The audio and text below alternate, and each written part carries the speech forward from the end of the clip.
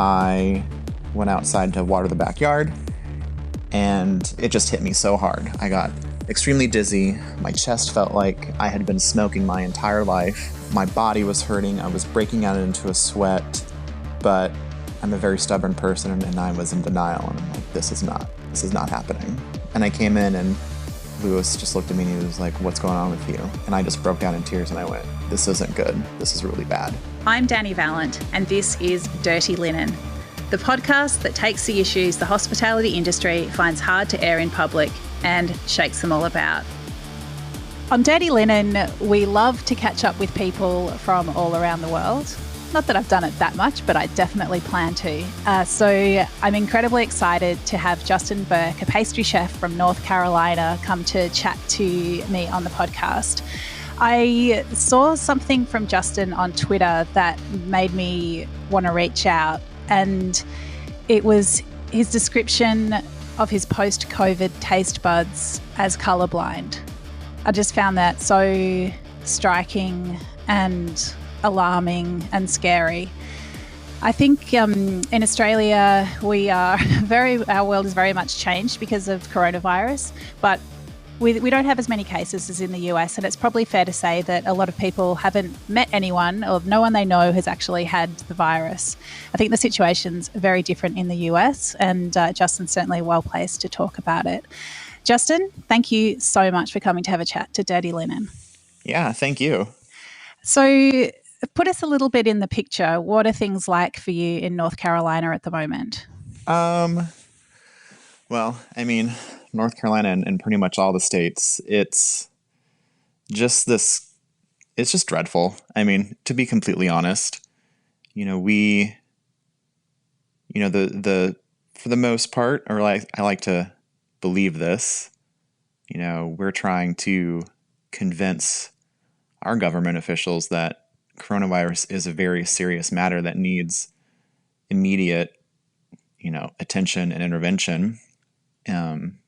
It's like a little too late, but there's still opportunity to fix it. And being in the restaurant and hospitality industry, small businesses have just completely suffered. Iconic restaurants that have been in business for 20 plus years are closing permanently. We're just seeing our way of life completely wrecked.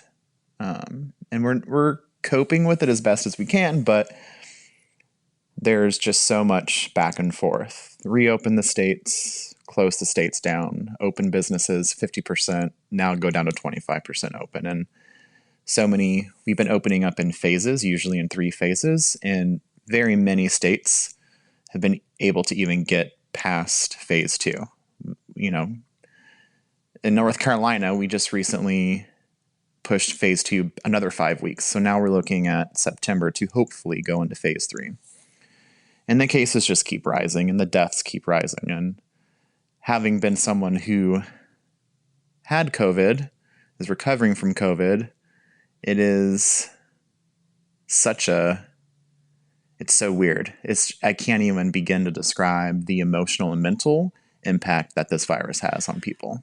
I mean, there's so much to unpack in what you're saying. It's so sorry, it's so heavy. Well, it is so heavy. I mean, it's massive. Like this has changed the world. It's upended everything.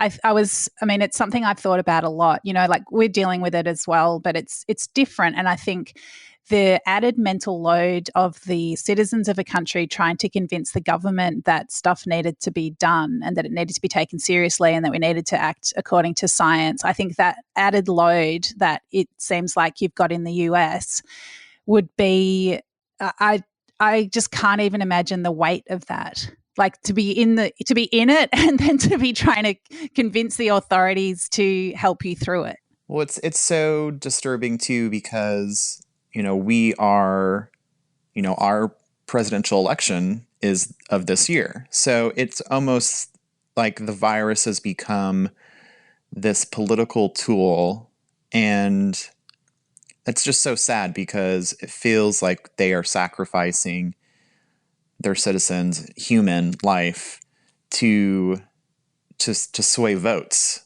to become, to stay, for Trump to stay as president. And it's just a major letdown, especially when we work so hard just to be good people and just to make ends meet, especially in the restaurant industry. And we're out there ensuring that folks can eat still when their grocery stores are closed, or our farmers can't even produce because farmers markets are closed. It's just this system that is crumbling, and it is a very, very sad thing to watch. Yeah. I mean, the words major letdown seem just so mild compared to the intensity and the weight of the feelings that would be commensurate with the situation. It's like, oh, absolutely. Yeah. We all talk, and I think that we're so exhausted from it personally, from knowing family and friends who have COVID or who have lost lives because of COVID. And I think that we've just exhausted and exerted so much mental and emotional capacity that we're at the point where we just simply say, this sucks. What do we do? Yeah. Well, I saw something else you put on Twitter, which was like you made your recipe testing a pie, and then you ate the pie before you photographed it, because that's just where the situation had got to. It's just yeah. Well, that's a common it's common with me. I get so overzealous with what I make, and I'm like, okay, I'm just gonna taste this part of this, and I can still photograph it, and you won't know that I took a bite. But sometimes I get a little overboard, and it's funny actually when that happened. With my taste, the only thing I can taste is sugar, which is odd for me. Even as a pastry chef, I've never had a sweet tooth. Usually my stuff is the sugar is very low in it. It's usually a lot more savory and herbaceous, solid balance. Yeah. Now I just want everything sweet. And I don't think it's because my appetite wants it. I think it's my palate and my emotional brain just saying, you remember what this tastes like, and you're getting it. Let's track back and let's talk about when you had COVID. I mean, what was it like? Is it like everyone had it? I mean, do you know where you got it, or was it just like it was everywhere? Yeah, I can tell you everything about it. So I have a 20-month, actually. He's 20 months today. Hey. A 20-month-old son. Yeah. Yeah, he's so cute. And I co-parent with my ex-husband, and we both have partners. So it's this fun co-parenting, very warm, loving family. And David, who is my ex-husband, co-parent, his partner, Chris, is a flight attendant. And he was on a flight, and for unavoidable circumstances, we believe that is where he got it from. And, it's a job that you can't avoid, just like there are so many people who have jobs that can't avoid going and serving the public and what they do. So it was one of those unavoidable circumstances, and he contracted it, and then it spread like a wildfire. Jasper got it, who's my son. Oh, wow. And I had picked him up because it was my weekend with him, and David and Chris were supposed to go on a trip. That trip got canceled because after I called David to let him know that Jasper had spiked a really high fever, and it didn't seem anything related to teething or just normal toddler ear infection fever. And he started to cry these really large tears, and I saw him, and I'm like, what is wrong with our son? He is behaving so differently. And he started to pull at his hair and showing signs that his head hurt. And he wasn't eating much. So David and I, we are really good with communication and determining what to do. And we make sure we never make a decision without the other. And, he was like, go get him tested. And I was like, okay, I'm going to go get him tested. And the day I got Jasper tested was the day that David came down with a fever. So now we had 3 people with these fevers, and you just know, like your gut tells you this is what it is. So Jasper had the test, but it's so frustrating because, and David and Chris got tested, but what is frustrating here, and I don't know if it's like this elsewhere, our labs, our medical labs, are so overwhelmed with tests that rather than taking a couple of days, it's taking between 1.5 to 2 weeks to get results. Oh, that's terrible. So it's almost defeats the purpose of, it just defeats the purpose of protection if it takes that long. So we started to everyone quarantined, and then my partner, Lewis, got really sick. And so I quarantined him and took care of him and took care of Jasper. And I was the last one standing, so I assumed I was asymptomatic. I'm like, I just must not have the symptoms.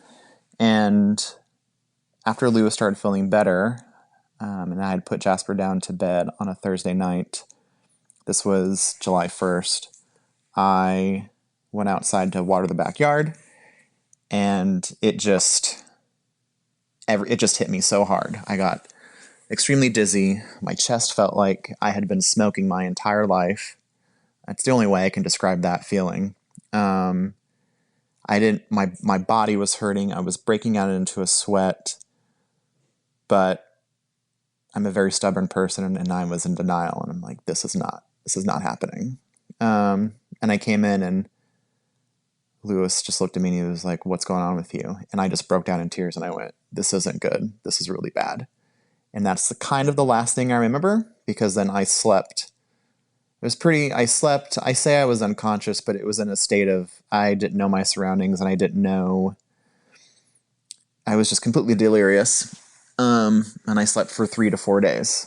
And the hospitals here are overrun. So, we play the game of, is this severe enough to go into the hospital? What is severe? What warrants doctor intervention?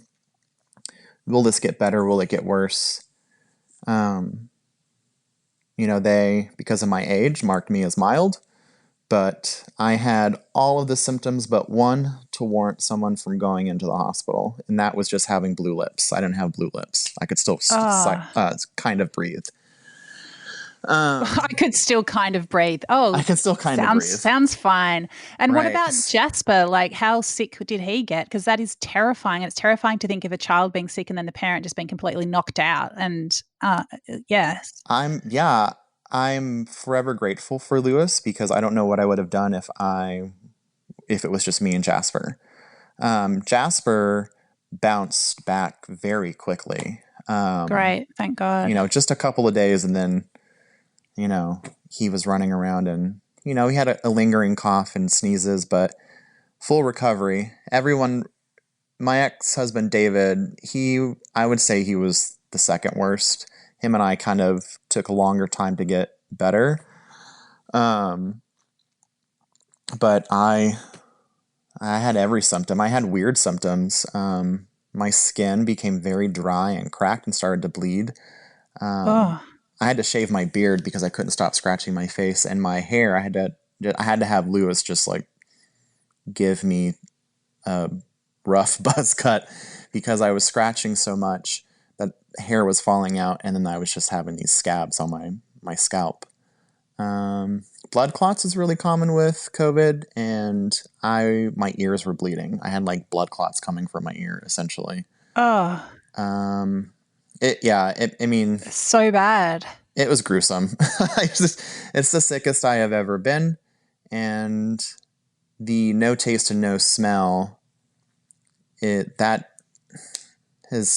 still stays. I have that symptom. I get very fatigued quickly still, which is frustrating because I've been a very active, very on-the-go person. And now after like walking to get coffee or just standing, I have to sit down because I get short of breath and I feel like I've just ran a marathon, which does not help with standing in the kitchen for a very long time.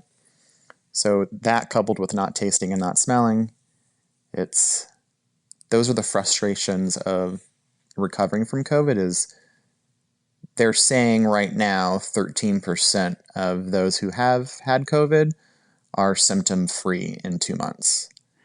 That is not very many. That's not very many. So I was just going to ask you to dive more into the no taste, no smell thing, because apart from that sort of being a signal that you haven't fully recovered as a chef, and I mean I'm not a chef. I'm an eater. I just find that an absolutely devastating prospect. It is.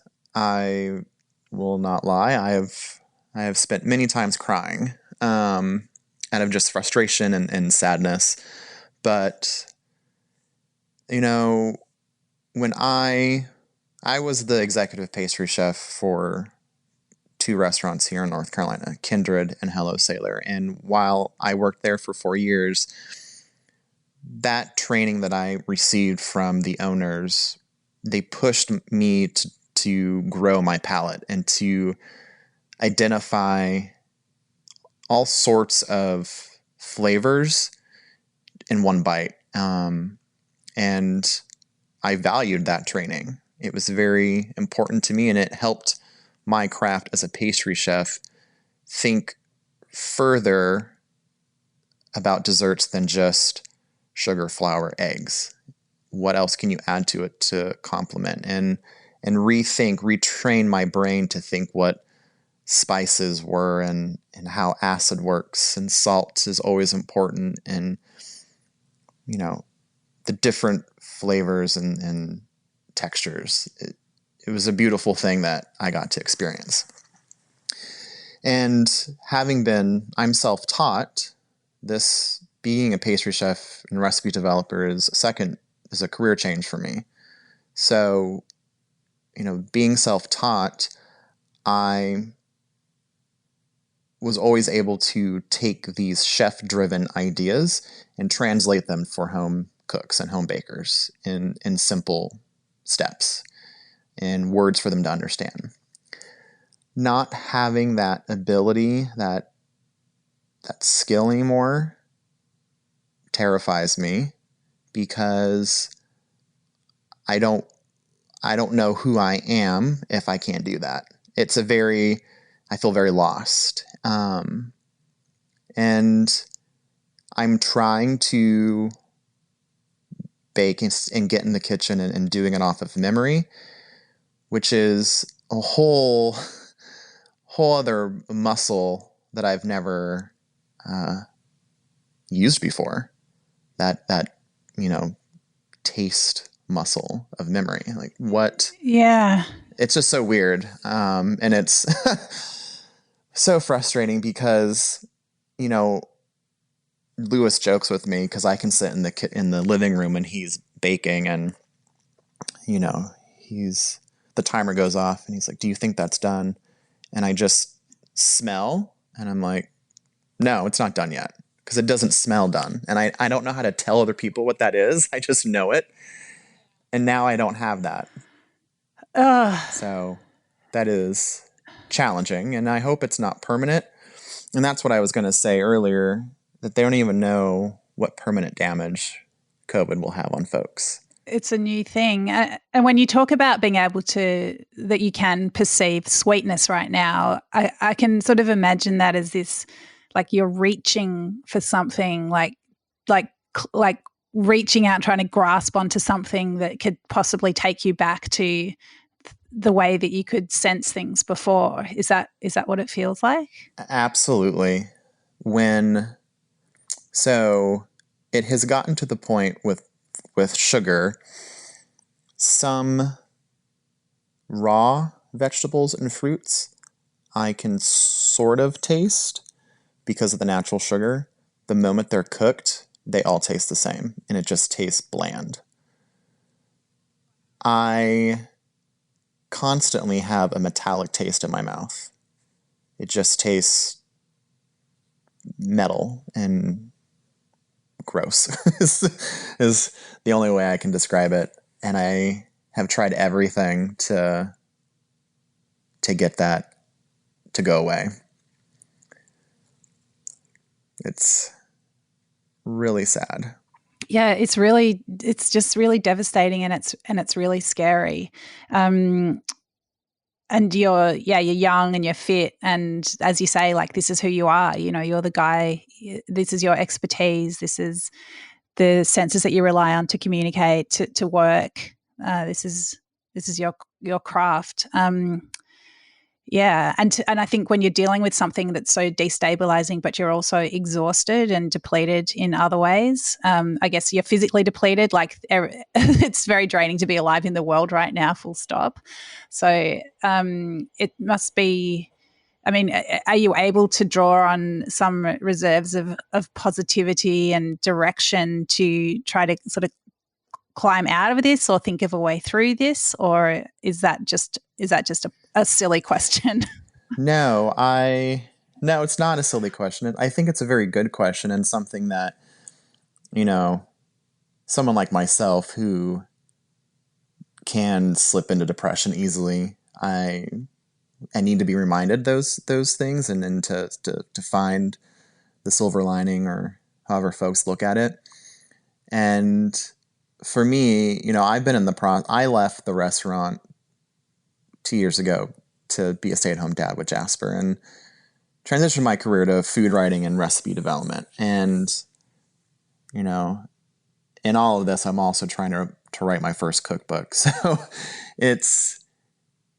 I have to make a living, and I can't wallow in this sadness and my sorrow. So I continue to push myself, and I continue to just look at it as, okay, you have had COVID. These are the side effects of it. This could be permanent damage.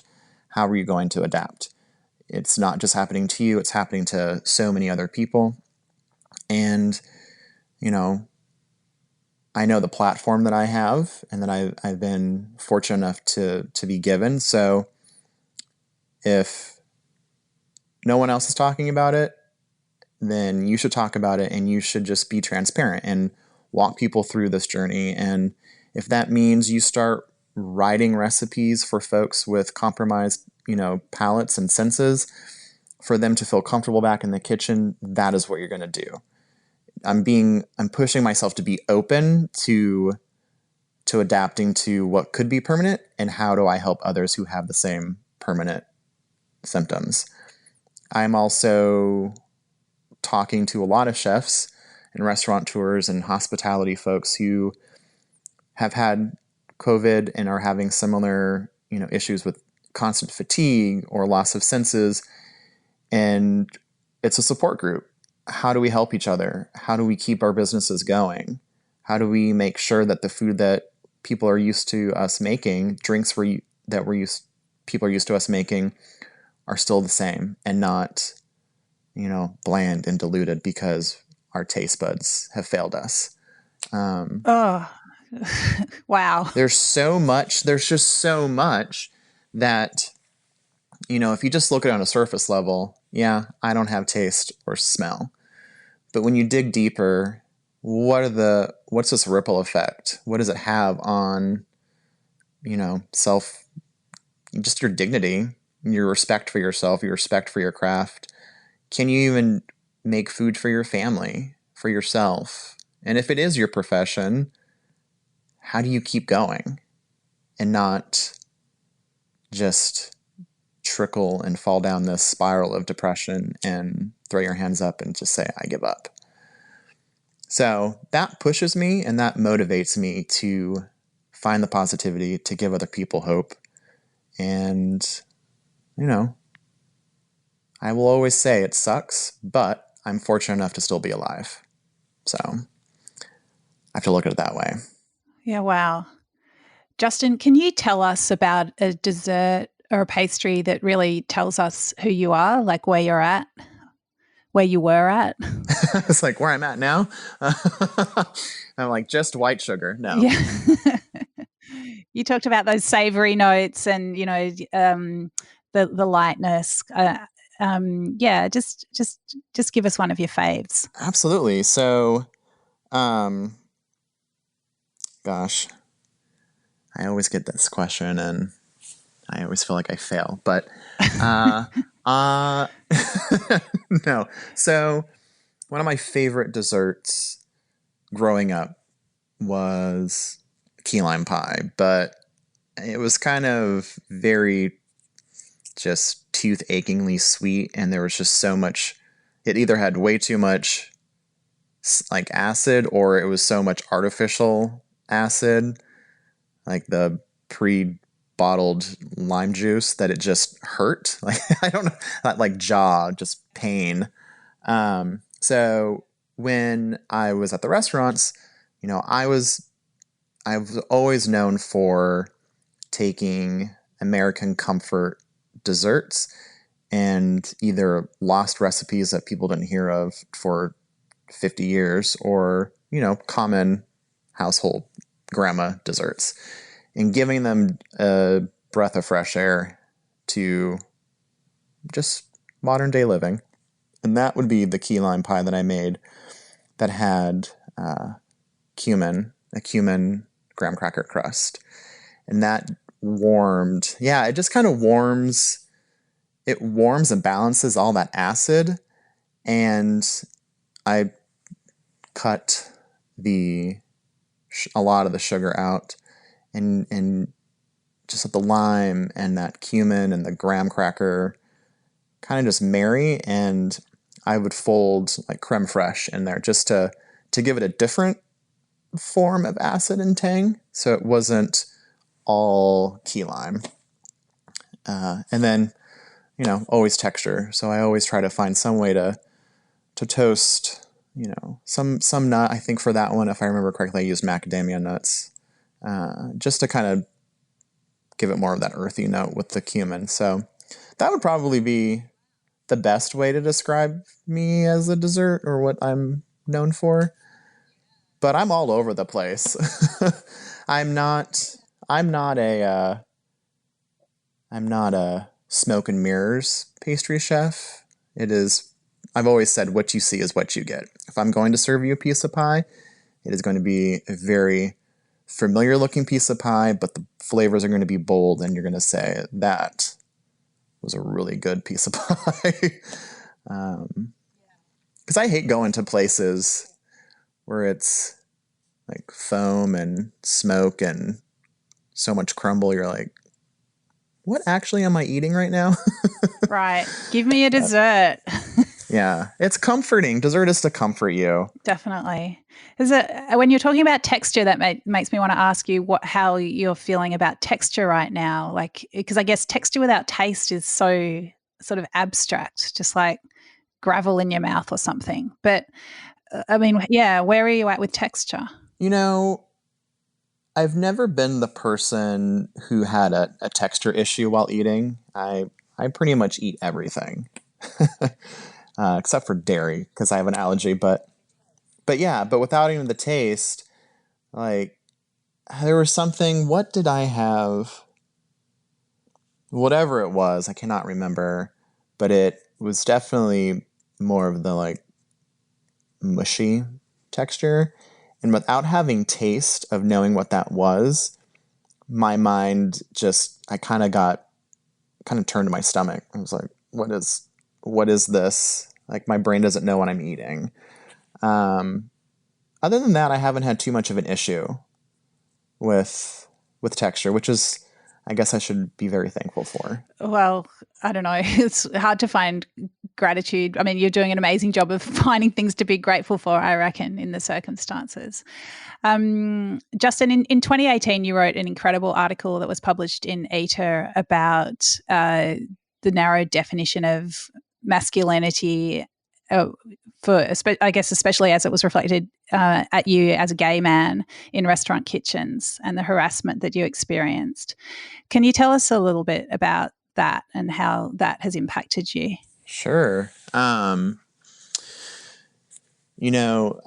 I said, this becoming a pastry chef was a career change for me. Prior to that, I worked in civil rights and in nonprofits. And one of the things I pride myself of being part of was being part of the team that helped secure same-sex marriage in Massachusetts, which was the first state to legalize same-sex marriage in the country. Wow. And that's massive. Yeah. It was an amazing time. That's so great. It was an amazing time. Wow. And that had a triple. I mean, this ripple effect of other states followed, and then it finally became, nationally recognized. And I, was very happy that it was in Massachusetts where I lived. I lived in Boston. This is great. My liberal bubble, which truly meant I lived in a liberal bubble, because when I transitioned my career, because I had always wanted to be a pastry chef, I didn't think that I had to hide who I was. It just did not seem like a thing I had to do, because being gay was, where I lived in Boston, and among people, it just wasn't a topic. Like, people didn't ask, what's it like being gay, or are you gay? It was just, that's Justin. No big deal. Just a human. So when I went to the restaurants, and I worked in restaurants in college and graduate school, but they were nothing of importance. When I started working in them full time, I was doing pop-ups. So I didn't work and run restaurant. I was all over. I think I worked in over like 125 restaurants in 1 year. And I saw the best personalities and I saw the worst personalities. And it was so shocking to me, the abuse that I endured and witnessed. And it wasn't just because I was gay. I saw abuse towards women. I saw abuse towards, people of color. Anyone that was not perceived as a heterosexual white male, you were at the mercy of these toxic leaders. And it was emotional, mental. Certainly there were some times of physical, but over time with abuse and trauma, I just got quiet and I hid, and I didn't tell my husband. I didn't tell my friends, because everyone, when I made this transition in my career, some had doubts that I would succeed. And so I felt stupid that I made a mistake. I felt trapped. And a lot of things came about that. I lost my fervor for life. I was a very sad person. I picked up a massive drinking addiction. I would stay out late, but had to be up so early because of pastry. So I was drinking all night, getting a few hours of sleep, waking up and chugging coffee or a Red Bull, and Gatorade because I was hungover. And then my anxiety was so bad that my panic attacks flared up and I lost a lot of weight. And then I started taking Ativan just to try to sleep. And it was bad. Like 19-year-old Justin and 36-year-old Justin now, we're two completely different people because of that experience and trauma. And so when I pitched this idea to Eater and they came back to me and said, would you be willing? Because what I pitched to them was a much more global topic of toxic abuse in the restaurants. And they wanted to me just to say, like, talk about your story and be as open and raw as possible. And that's what I did. And I did not think anything of it, and I just thought, okay, I'm going to write this. Some people are going to, acknowledge it and we'll move on. No, like all of a sudden, like all of my DMs and social media and emails and like all these people who were experiencing the same trauma in past and present reached out to me and asked, how did you get out of it? And how do I get out of it? Which is a lot of responsibility. And it just made me realize that there's such a bigger issue here than just this circumstance in this scenario. And there is no help for LGBTQ industry folks. There's very little representation. It is not talked about.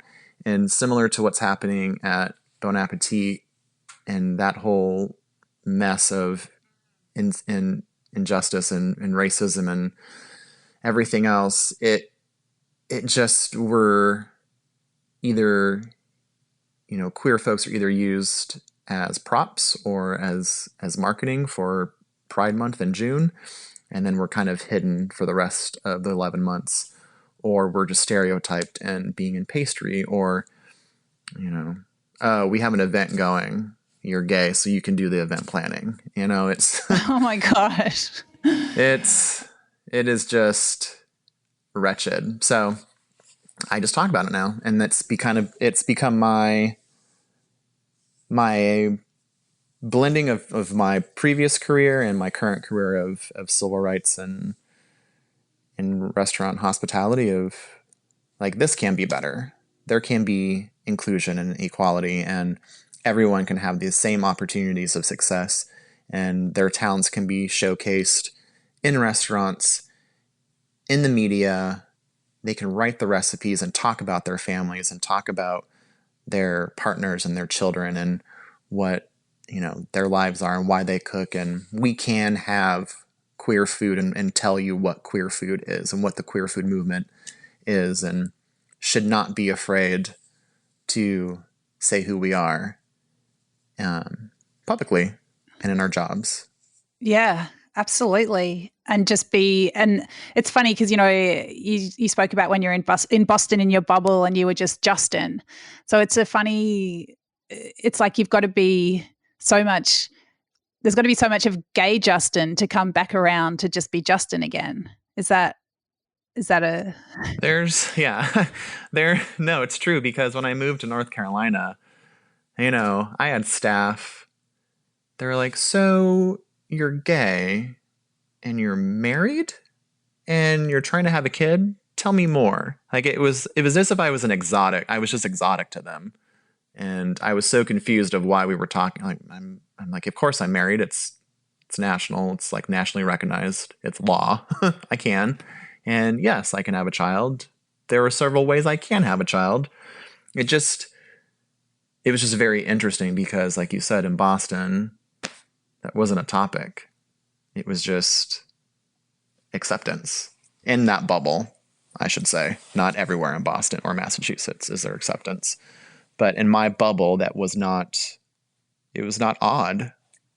And I unfortunately became very comfortable with that. And I think I did a disservice to myself of not keeping myself educated on the inequalities that were still occurring.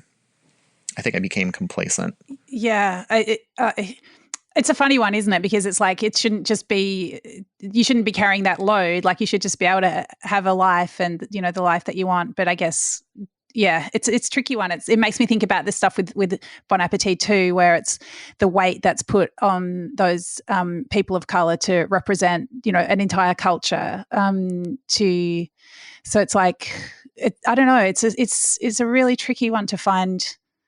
And it's so not. I mean, I think too, it's not fair. It's not fair to put all that pressure on these folks who, finally said enough is enough. Stop. This is not right.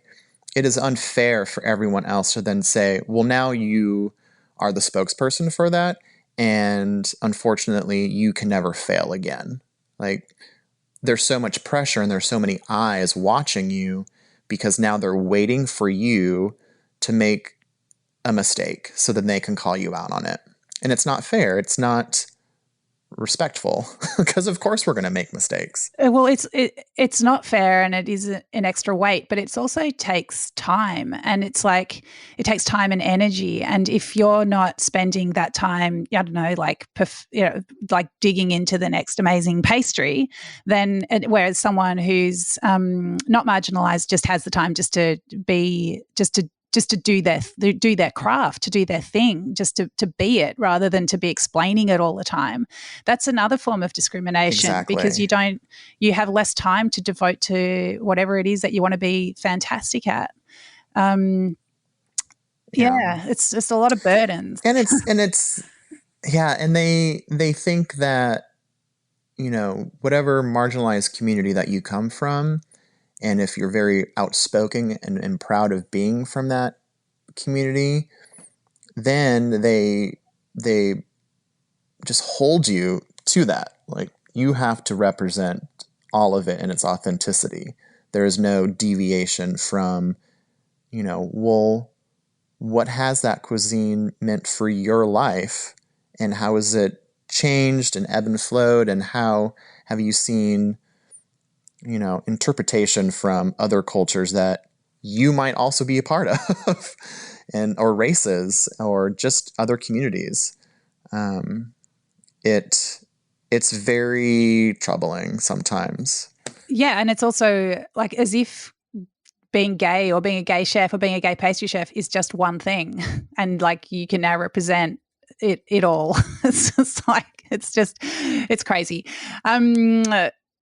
Justin, one of my hopes out of the COVID era is that it's an opportunity to rebuild and to create change, and everything's upended. So can't we just make things the way we want them now? I know that we're all still in the thick of it, and it's really hard to see how we're coming out the other side. But do you have any of that hope or ambition for being able to create structural change because surely one day this pandemic is going to be behind us? Yeah, I have tremendous hope. I think,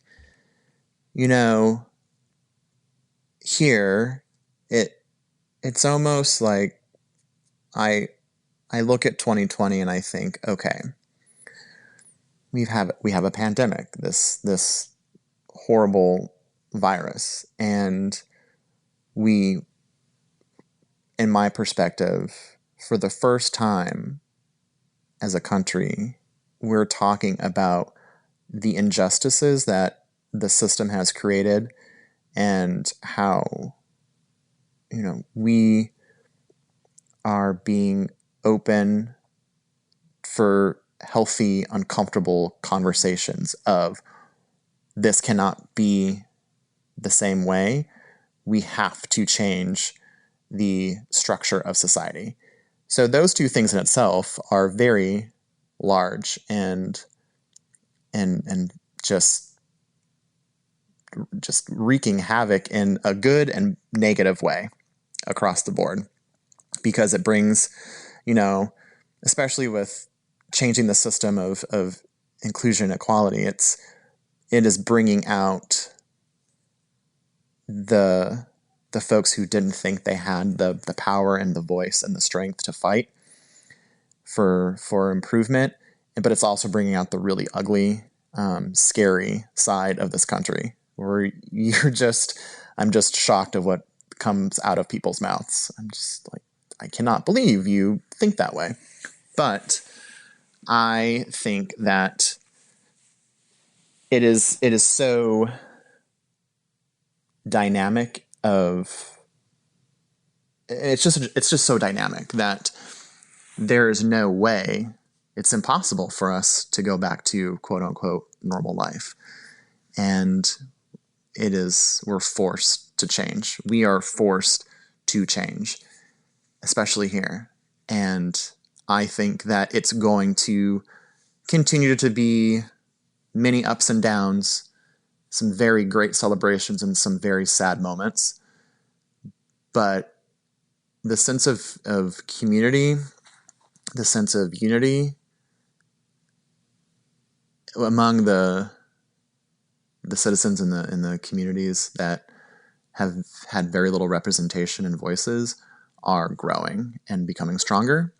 And that to me is something very beautiful, and to me something very encouraging, especially being a father with a 20-month-old. That is the world I want him to have, is that repair and new hope, and never have to think or go back to what life used to be, because it truly wasn't great. We just became very complacent. Yeah. Great. I mean, that's so powerful. It's a call to action, but it's also a reason to stay hopeful. So yeah, I love it. Justin, I listened to you chat to Kat Kinsman on from Food and Wine. It was a fantastic chat. I certainly recommend it to everybody. But there was one thing that you spoke about that I think people in Australia don't know enough about, and we need to know about it right now. Can you please explain poke cakes? Yes. I was like, what is this going to be? I was, this is like the best question. So, well, I'm sure you all know Americans are super lazy and tend to, be gluttonous. We just have issues, and that's a whole different conversation. But a poke cake in its original form, I call it church lady food. It's, do y'all call it potlucks, where like people bring food, like they bring their own dish to a big gathering? Yeah. Okay. We call it bring a plate. Bring a plate. I love that. We know about It's it. like literal. Yeah. I feel like Americans just have to make things a little bit harder. So at churches, we would have church potlucks where typically it was, the older members of the church would bring the food. And one of the things that I remember so much growing up were called poke cakes, which is simply a vanilla cake or a chocolate cake baked in a rectangular pan. And then you take the back of a wooden spoon and poke a bunch of holes throughout the cake. And you can either pour condensed sweetened milk all over it, or Jell-O before it's set, refrigerate it so that moisture soaks it all up, and then it gets some kind of like whip topping. Wow. I, as a kid, loved it. As an adult, looking at its true form, it's kind of gross to think about. So when I worked at Hello Sailor, one of the two restaurants that I worked at in North Carolina, and Hello Sailor is very beachy, fun, kind of staycation, lakefront getaway with like a Southern California vibe. So we wanted to be a little bit more kitschy, more, tongue-in-cheek. So when Joe Kindred, the chef owner, asked me to think of something that I would have eaten as a kid in California, because I was born and raised in California, I was like, oh, well, poke cake, but I've never seen a restaurant put a poke cake on the menu. I don't know if I can do this, but let me try. And so we came up with still a rectangular cake, and we poked holes in it, but instead of Jell-O or condensed milk, we piped the holes with different fillings, either, buttercreams with crushed nuts, or, a pineapple coconut compote, something to give texture, and then frosting or unsweetened whipped cream, and then more, whatever theme we were going with. So it was like we would take an iconic dessert and see how we can turn it into a poke cake, like a German chocolate cake, red velvet cake we did for Valentine's Day. We have a thing called a hummingbird cake, which is similar to a carrot cake, but with pineapple. And we just turned those into poke cakes, and it took off. People loved it. And it was like, I was so happy. So yeah. It sounds they sound like perfect lockdown food to experiment with. So my challenge to everybody listening to this podcast in Australia is to make it happen. Let's do the Australian version of a poke cake for, the COVID times. Yes, that would be awesome. And yes. and I want to see them. Yeah, well, I want to show them to you. Justin, it's been so amazing to chat to you. I really could just keep going because there's so much to talk about. Thank you so much for sharing your story, being so open about what you're going through right now and, what's happened to you along your journey. I'm really, really thrilled to have you as part of the conversation on Dirty Linen. Thank you. Yeah, thank you so much for having me. This has been great. I appreciate it so much. This is Dirty Linen, and I'm Dani Valent. We air the issues that the hospitality industry finds hard to talk about. We spend a week thrashing around each issue, hearing from different people with unique perspectives. We want to hear from you as well. If you have something that needs to be said about a topic, get in touch so we can include your perspective. Contact us at dirtyLinen@deepintheweeds.com.au or hit us up on Insta at Dirty Linen Podcast. We can't wait to hear from you. This is a Deep in the Weeds production.